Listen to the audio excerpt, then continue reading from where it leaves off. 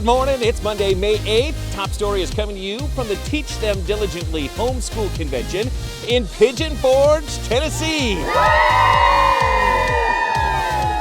Click the like and subscribe button below, then check into the full World Watch show. Now, this is Top Story. A little to do in the UK Saturday, just the coronation of a king. More on this after the break, but first about the man himself.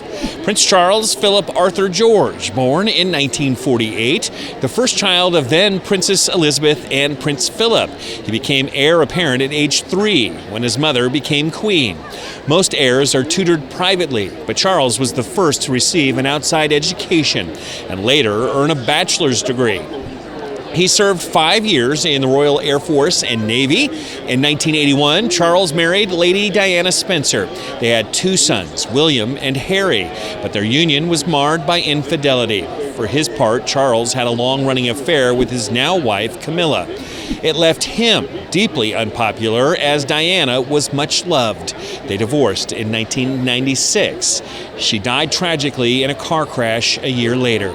Charles has been less esteemed than other royals and criticized for some of the causes he supported and for meddling in government. Charles immediately became king upon the death of Queen Elizabeth II. His coronation was simply a formal confirmation. Long live the king, as of Saturday officially wearing the crown. It was the much anticipated coronation of Charles III. It started with the King's procession from Buckingham Palace. Flags and the King's Guard lined the road. Cavalrymen and riders on horseback leading the monarch and queen in the Diamond State Jubilee coach. If it weren't for all the phones, one might think we were transported back in time. At past coronations, you might have seen these. Periscopes.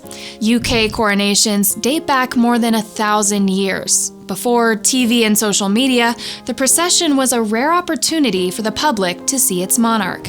And despite a typical England drizzle, people did pack in to watch the pomp and pageantry of the first coronation in 70 years. A reminder though, not everyone supports the monarch. Not my king!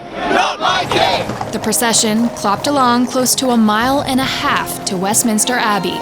Well over 2,000 guests attended the 2-hour ceremony, members of the royal family, foreign representatives, heads of state, among others, and millions watched on screens. Coronation services hold deep religious significance, and this one, conducted by the Archbishop of Canterbury, was filled with hymns and liturgical elements, followed by the monarch reciting a solemn vow to serve God and the people of the nations and the realms.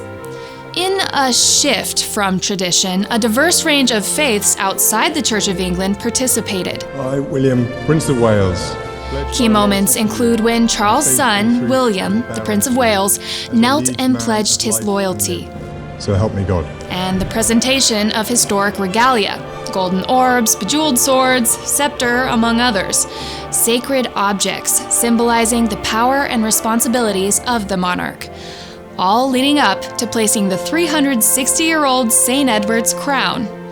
Camilla was also crowned queen during the ceremony. Afterwards, the royal couple made their way back to Buckingham Palace in the even more splendid gold state coach. Their path soon clogged with crowds as the king, queen, and royal family waved from the palace balcony, just as Queen Elizabeth and a young Charles had done 70 years before. Make sure to check out the full site at worldwatch.news. You can try out the show free for a week. Well, thanks for watching, everybody. I'm the Big Bash. Remember, whatever the news, the purpose of the Lord will stand.